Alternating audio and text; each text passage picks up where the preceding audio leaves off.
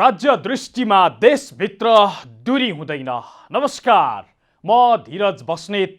समाचारको गर्भमा विवरण मात्र होइन, कारण र निवारणको बाटो पनि हुन्छ। पर्दामा देखिने र छेकिने खोजीको खबर उद्घाटन गर्न तम तयार। बाइलाइन। दर्शकवृन्द, यो त्यस्तो देश हो जहाँ गृह मन्त्री नै अपराधी छुटाउन धरनामा बस्छन्। सत्ता जोगाउनका लागि जुन तहको सम्झौता गर्न पनि प्रधानमन्त्री तयार हुन्छन्। जुन कुरा बिहीबार देखिएको दृश्यले पुष्टि गरिदिन्छ। टिकापुर घटनाको मुख्य नायिका रूपमा अदालतले दोषी ठहर गरेका, जेल सजाय भोगिराखेका रेशम चौधरीलाई छुटाउन गृहमन्त्री रामबहादुर थापा धरनामा बसे। अपराधीलाई छुटाउन आफूले सहयोग गर्ने वचन समेत दिन भ्याए। कानुनी राज्यको खिल्ली उडाउने गरी अपराधी जोगाउने अभियानमा गृहमन्त्री लागेको देख्दा सायद लाजलाई पनि लाज लागेको होला। अपराधी जोगाउन तम्सिएका यिनै मन्त्री हिजो कहाँ थिए जतिखेर निर्मला पन्तको बलात्कारी पत्ता लगाउन माग गर्दै नागरिक सडकमा उत्रिएका थिए? श्रमको मूल्य पाइएन भनेर किसान सडकमा सुत्दा र रुँदै हिँड्दा यिनीहरू कहाँ थिए? नागरिकका पीडा नसुन्ने मन्त्री अपराधी छुटाउन सडकमा आएर आफै धरना दिन्छन्। आज हामी बाइलाइनमा रेशम चौधरीलाई छुटाउन गृहमन्त्री रामबहादुर थापाले दिएको धरना र सत्ता जोगाउन प्रधानमन्त्रीले जसपासँग गर्न लागेको सहमति देखाउँदैछौँ। कार्यक्रमको सुरुमा गृहमन्त्रीले माइती घरमा दिएको धरना र अपराधी छुटाउन दिएको वचन देखाउँदैछौँ।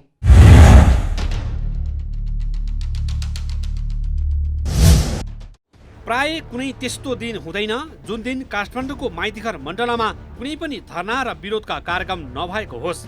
तर बिहीबार भने अनौठो दृश्य देखियो माइतीघर मण्डलमा। गृहमन्त्री नै अपराधी छुटाउन धरनामा बसेको। केही दिन यता टिकापुर घटनामा दोषी ठहर भई कारागार चलान भएका रेशम चौधरीको रिहाईको माग गर्दै थारू कल्याणकारिणी सभा, थारूहट, थारूवान संयुक्त संघर्ष समितिले धरना दिँदै आएका थिए। बिहीबार सोही कार्यक्रममा गृहमन्त्री रामबहादुर थापा चौधरीले छुटाउन भन्दै धरनामा सहभागी भए। मुलुकको सुरक्षा निकायलाई परिचालन गर्ने निर्देशन दिने गृहमन्त्री नै अदालतले अपराधी ठहराएर जेल चलान गरेको व्यक्तिको रिहाईको लागि सडकमा पुगेका छन्। यो दृश्य हेर्नुहोस्।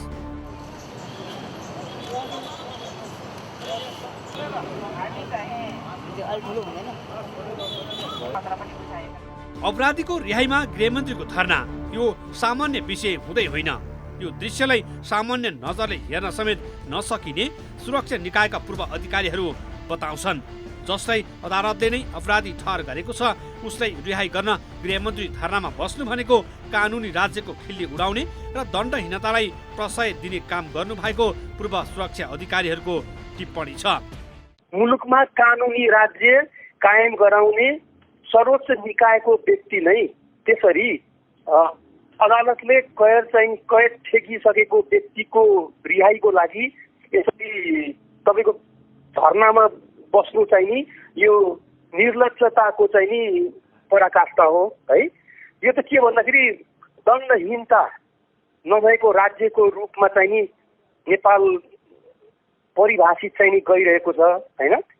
दण्डहीनता चाहिँ नि ले प्रशय पाइरहेको राज्यको रूपमा चाहिँ नि विश्व मञ्चले नै हेरिरहेको अवस्थामा यसरी चाहिँ कानुन व्यवस्था कायम गराउने निकायको सर्वोच्च व्यक्ति नै धरनामा जानु भनेको यो भन्दा नम्रता चाहिँ अरू केही पनि हुन सक्छ जस्तो मलाई लाग्दैन। नयाँ सत्ता समीकरणका लागि चौधरीको रिहाईलाई जनता समाजवादी पार्टीले मुख्य शर्त बनाइरहेका बेला माइतीघर मण्डलमा उनको रिहाईका लागि थारू कल्याणकारिणी सभा, थारूहट, थारूवान संयुक्त संघर्ष समितिले चैत 8 गतेबाट दैनिक 1 घण्टा धरना दिँदै आएको छ।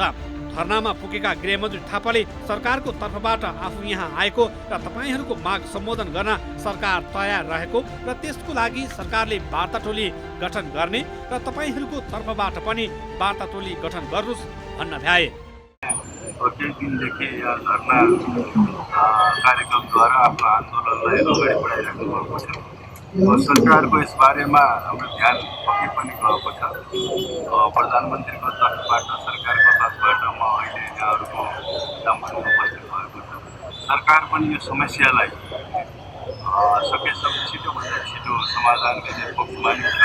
तपाईँहरूले जे विषयहरू उठाउनु भएको छ यी विषयहरूप्रति सरकारको सकारात्मक धारणा नै छ र यसलाई अब समाधान गर्नको निम्ति सरकारले अब छिटै एउटा वार्ता टोली गठन गरेर तपाईँहरूले पनि यो सङ्घर्ष समितिले पनि एउटा वार्ता टोली गठन गरौँ र यसलाई संवाद र वार्ताद्वारा नै यसलाई हल गर्न उपयुक्त हुन्छ। बिहिबार नै माइतीघर मण्डलाको धरनामा पुगेका एमालेका सांसद रुक्मिणी चौधरीले त्यो टिकापुर घटना नितान्त राजनीतिक मुद्दा भएकोले त्यो मुद्दामा दोषी ठहराएका सबैले बिना शर्त छोड्नुपर्ने बताए। त्यसको लागि सरकारले आधिकारिक रूपमा वार्ता टोली गठन गर्नुपर्ने र थारू कल्याणकारिणी सभा थारूहाट थारूवान संयुक्त सङ्घर्ष समितिले पनि वार्ता टोली गठन गरेर छलफल गर्न तयार रहेको बताए। टिकापुर घटना नितान्त एउटा राजनीतिक माग मुद्दाको घटना हो। देशमा त्यति बेला संविधान जारी हुँदै थियो, त्यति बेला सबैले यो देशमा 7वटा प्रदेशहरू बनिराखेको थियो। थारूहरूले हामीले भनिराखेको छौँ यो देशमा हामीले पनि स्वायत्तता देऊ, हामीले स्वशासन देऊ, हामीले आत्मनिर्भरको अधिकार देऊ, हामीले पनि यो देशमा समानुपातिक प्रतिनिधित्वको ग्यारेन्टी गर, हामी पनि यो देशको नागरिक हौँ। यिनै विषयलाई लिएर हामीले चाहिँ माग मुद्दा अगाडि बढाएका छौँ। त्यो भनेको त्यही विषयलाई लिएर स्वायत्तताको विषयमा हामीले थारूहाट राज्य देऊ भन्ने क्रममा चाहिँ टिकापुर घटना जसरी एउटा रहस्यमय घटना घटायो, त्यो रहस्यमय घटना कसले घटायो भन्ने विषयमा नेपाल सरकारलाई सबै निकायले प्रतिवेदन बुझाइसकेको अवस्थामा छ। त्यो प्रतिवेदनले बोल्दछ दोषी को हो निर्दोष को हो। यता बिहिबार नै दिल्ली बजार कारागारमा रहेका जसपाका सांसद रहेका रेशम चौधरीले पार्टी सरकारमा जाने नजाने विषयमा पार्टीले लिने निर्णयमा आफू बाधक नबन्ने प्रतिक्रिया दिएका छन्। उनले बिहिबार जेलबाट एउटा पत्र लेख्दै केपी ओली नेतृत्वको सरकारमा जाने विषयमा जसपा र एमाले बीच वार्ता चलिरहेको बेला आफू त्यसमा असहमत रहेको भन्ने किसिमको प्रचार बाहिर आएकोमा त्यसमा कुनै सत्यता नभएको प्रतिक्रिया दिएका छन्। उनले पत्रमा भनेका छन्, सरकारमा सहभागी हुने नहुने निर्णय मेरो एकल प्रयासले सम्भव हुने कुरा पनि होइन, त्यो पार्टीको निर्णय होला। पार्टीले गर्ने निर्णयमा बाधक बन्ने कुराको म कल्पना समेत गर्न सक्दिनँ, उनले पत्रमा लेखेका छन्। अहिले सरकारमा जाने नजाने विषयमा जसपाभित्र दुई खेमा छन्। पूर्व राजपा पक्ष अहिलेको सरकारलाई समर्थन जनाएर जाने पक्षमा छ भने पूर्व सङ्घीय समाजवादी पार्टी पक्ष त्यसको विरोधमा छ। यसबारे चौधरीलाई जोडेर प्रचार भएपछि जसपाका नेता राजेन्द्र महतो बुधबार दिल्ली बजार कारागार पुगेर चौधरीलाई भेट गरेका थिए। पछिल्लो समय संसद पुनर्स्थापनापछि अब बन्ने नयाँ सरकारको लागि जनता समाजवादी पार्टी नेपालले रेशम चौधरीको रिहाई मुख्य एजेन्डा बनाएर सरकारसँग वार्ता गरिरहेको छ। 2072 सालमा कैलालीको टिकापुरमा भएको घटनामा एक नाबालक सहित 7 प्रहरीको विवश हत्या भएको थियो। चौधरीलाई उक्त घटनाको मुख्य दोषी ठहराइएको थियो। तर थारू समुदायका अगुवाहरूले यसलाई पहिचानको आन्दोलनसँग जोड्दै आएका छन्। विभत्स हत्याकाण्ड मच्चाएको आरोपमा अदालतले जेल सजाय तोकेको व्यक्तिलाई गृहमन्त्रीले छुटाउने वचन यसै दिएका होइनन्। यसका पछाडि सत्ताको खेल जोडिएको छ। त्यो सत्ताको खेल र जसपासँग प्रधानमन्त्री ओलीले गर्न लागेको सहमति देखाउनेछौँ, तर एकैछिनको विश्रामपछि।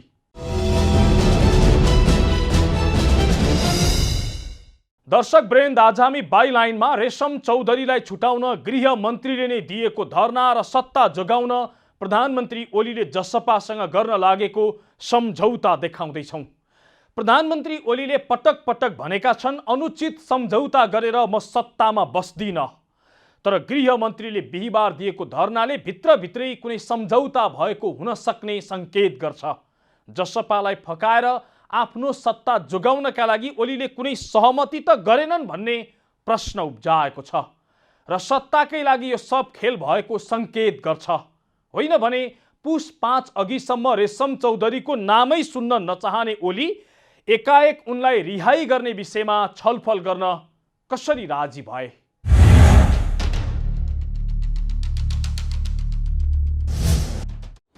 नयाँ सत्ता समीकरणका लागि निर्णायक मानिएको जनता समाजवादी पार्टीले राखेको मुख्य शर्त हो रेशम चौधरीको रिहाई। जसपाका नेता राजेन्द्र महतोले पटक पटक भनेका छन्, जसले चौधरीको रिहाई गर्छ सरकार बनाउन उसैलाई हाम्रो साथ हुनेछ। जसपाभित्र पूर्व राजपाले चौधरीको रिहाईलाई मुख्य शर्त बनाएपछि प्रधानमन्त्री केपी शर्मा ओली जसपालाई आफ्नो पक्षमा तान्न चौधरीको रिहाईका लागि लचक भएका छन्। माओवादी केन्द्रले समर्थन फिर्ता लिने बित्तिकै ओली अल्पमतमा पर्नेछन्। यस्तो अवस्थामा उनले संसदमा विश्वासको मत लिनुपर्नेछ। जसपाले साथ दिएको अवस्थामा ओलीले विश्वासको मत पाउन सक्छन्। जसपासँग 34 सांसद छन्। सत्तारूढ एमालेसँग 120 सांसद छन्। सरकार टिकाउन वा बनाउन 138 मत आवश्यक पर्छ। जसपाले साथ दिए ओलीको पक्षमा 154 मत हुनेछ। यस्तो अवस्थामा ओलीले ढुक्कसँग बाँकी 2 वर्ष कार्यकाल सरकार चलाउन पाउनेछन्। यही सत्ता समीकरणलाई हेरेर आफ्नो सत्ता जोगाउनकै लागि ओलीले अदालतले जघन्य अपराधको मुख्य नायिके भनेर जेल चलान गरेको पात्रलाई रिहाई गर्न राजी भएको राजनीतिक विश्लेषकहरूको टिप्पणी छ। यो रामबहादुर थापा बादल त गृहमन्त्री एउटा प्रतीकात्मक कुरा मात्रै हो।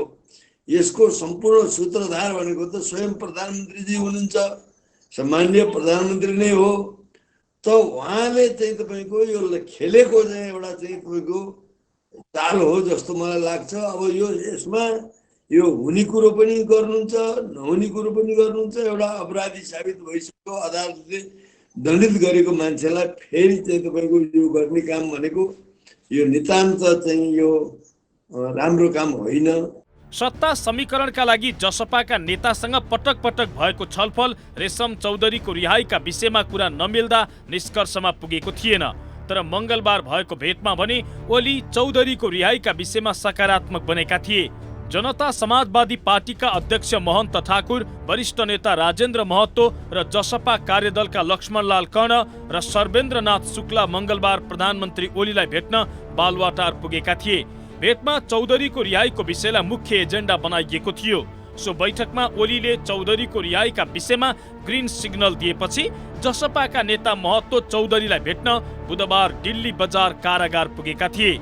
मङ्गलबारको छलफल बुधबार महतोले चौधरीलाई भेट्नु, बिहीबार नै चौधरीले जेलबाट पत्र लेख्नु र बिहीबार नै गृहमन्त्री सडकमा पुगेर चौधरीको रिहाई गर्ने वचन दिनुले अब चौधरीको रिहाई धेरै टाढा छैन भन्ने कुरा प्रष्ट पार्छ। सत्ता टिकाउनका लागि ओली रेशम चौधरीको रिहाई गर्न तयार भएको यी घटनाक्रमहरूले पनि पुष्टि गर्छन्। एमालेको 121 सिट छ होइन एमालेको। अब त्यसमा अलिकति चाहिँ 17-18 जना 138 पुगेपछि त उहाँको सरकार चल्ने हो। अब माओवादीको समर्थन नभए पनि चाहिँ तपाईँको चाहिँ के अरे म टिकेर टिकाएर देखाउँछु भन्ने चाहिँ तपाईँको र माओवादीलाई कर्नरमा पार्नको निमित्त उहाँले सोचेको अहिलेको नयाँ राजनीतिक कदम जस्तो मलाई लाग्छ। किनभने त्यसको लागि उहाँ जुनसुकै शर्त पनि मान्न अब जसपाको जुनसुकै शर्त पनि मान्न तयार हुनुभयो, जसले गर्दा रेशम चौधरीको चाहिँ अब चाहिँ त्यो अदालतले दण्डित गरेको उसलाई पनि अब चाहिँ तपाईँको उहाँले ल्याउन खोज्नुभएको जस्तो बुझिन्छ। जसपाका नेताहरूलाई प्रधानमन्त्री ओलीले ठिक समयमा रेशम चौधरीको रिहाई गर्ने वचन दिएका थिए। उनले चौधरीको रिहाई समय परिस्थिति मिलाएर गर्ने बताएका थिए। अहिले जसपा र थारू कल्याणकारीका नेता कार्यकर्ताले उनको रिहाईको माग गर्दै सडकमा धरना दिन थालेपछि प्रधानमन्त्री ओलीको प्रतिनिधिका रूपमा गृहमन्त्री रामबहादुर थापा पनि धरनामा सहभागी भएका छन्। चौधरीलाई जेल मुक्त गर्ने वचन दिएका छन्। अब हामी हल गर्ने निष्कर्षमा सरकार पुगेको छ। मैले सरकारको तर्फबाट प्रधानमन्त्रीको तर्फबाट मैले हो। प्रधानमन्त्री ओली पुस 5 गते अघिसम्म रेशम चौधरीको रिहाईको कुरा सुन्न समेत चाहँदैनन् थिए। अहिलेको जसपा र एकीकरण हुनु अघिको राजपाले पटक पटक चौधरीको रिहाईको माग गर्दा समेत ओली सुने नसुने झैं गरेर टार्दै आएका थिए। 2074 सालमा ओलीको नेतृत्वमा सरकार बन्दा चौधरीको पार्टी तत्कालीन राजपाले पनि ओलीलाई समर्थन गरेको थियो। पछि जब चौधरी जेल परे राजपाले उनलाई छुटाउन ओलीलाई दबाब दिएको थियो। चौधरीलाई नछाडे समर्थन फिर्ता लिने धम्की दिएको थियो। तर ओलीले उक्त दबाबलाई टेरेनन्, किनकि राजपाले साथ नदिए पनि ओलीसँग आफ्नै पार्टीको प्रष्ट बहुमत थियो। तर जब पुस 5 पछि राजनीतिक परिस्थिति बदलियो, अल्पमतमा पर्ने जोखिम बढ्दै गयो, त्यसपछि चौधरीको रिहाईका लागि ओली करिब सहमत भएका छन्। सरकार टिकाउन अनुचित सम्झौता नगर्ने बताए पनि अहिले अनुचित ढङ्गबाट चौधरीको रिहाई गर्ने तयारी सुरु भएको राजनीतिक विश्लेषकहरूको टिप्पणी छ।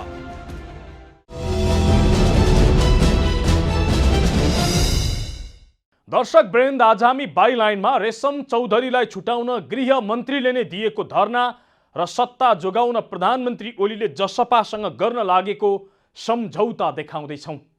सत्ता टिकाउनकै लागि प्रधानमन्त्री ओली जसपाको शर्त मान्न तयार छन्, होइन भने एकाएक रेशम चौधरीको रिहाईका लागि गृहमन्त्रीले वचन दिने थिएनन्। पछिल्लो राजनीतिक घटनाक्रमले नै यही पुष्टि गर्छ। जेल परेका रेशम चौधरी खासमा के कारणले जेल परेका थिए र उनी को हुन् त देखाउँदैछौँ अबको क्रममा।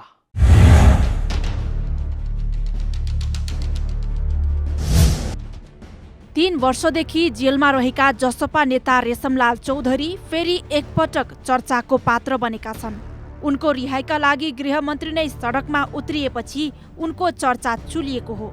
रेशमलाल चौधरी तिनै पात्र हुन् जो 72 साल भदौ 7 मा भएको टिकापुर नरसंहार काण्डको मुख्य नायकका रूपमा 75 फागुन 22 गते जेल परेका थिए।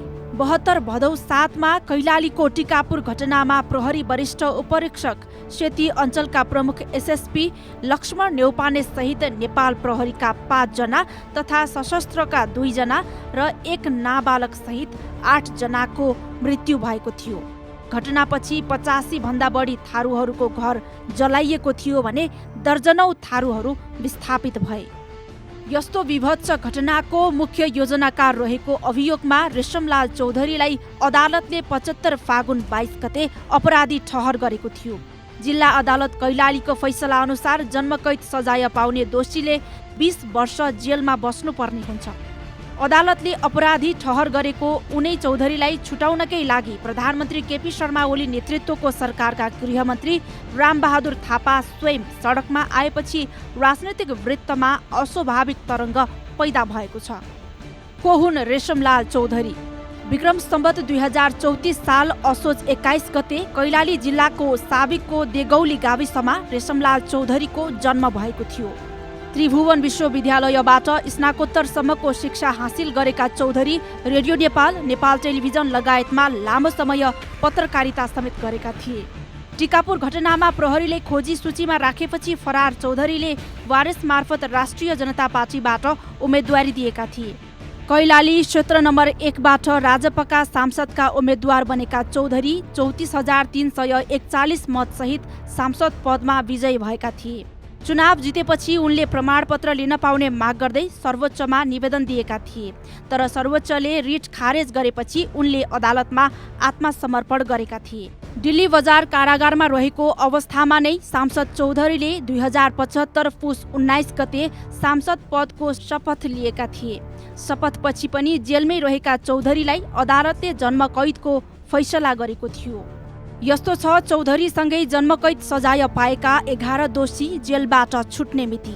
रेशमलाल चौधरी 2094 साल फागुन 13 गते, हरिनारायण चौधरी 2092 साल भदौ 7 गते, राजकुमार कठरिया 2092 साल भदौ 7 गते, सुन्दरलाल कठरिया 2092 साल भदौ 7 गते, ब्रिज मोहन डगौरा 2092 साल भदौ 13 गते, राजेश चौधरी 2092 साल भदौ 13 गते, वीरबहादुर चौधरी 2092 साल भदौ 13 गते, प्रदीप चौधरी 2092 साल भदौ 27 गते, बसताराम चौधरी 2092 साल फागुन 30 गते, श्रवण चौधरी 2082 साल भदौ 24 गते, गंगाराम डगौरा चौधरी 2095 साल मङ्सिर 26 गते।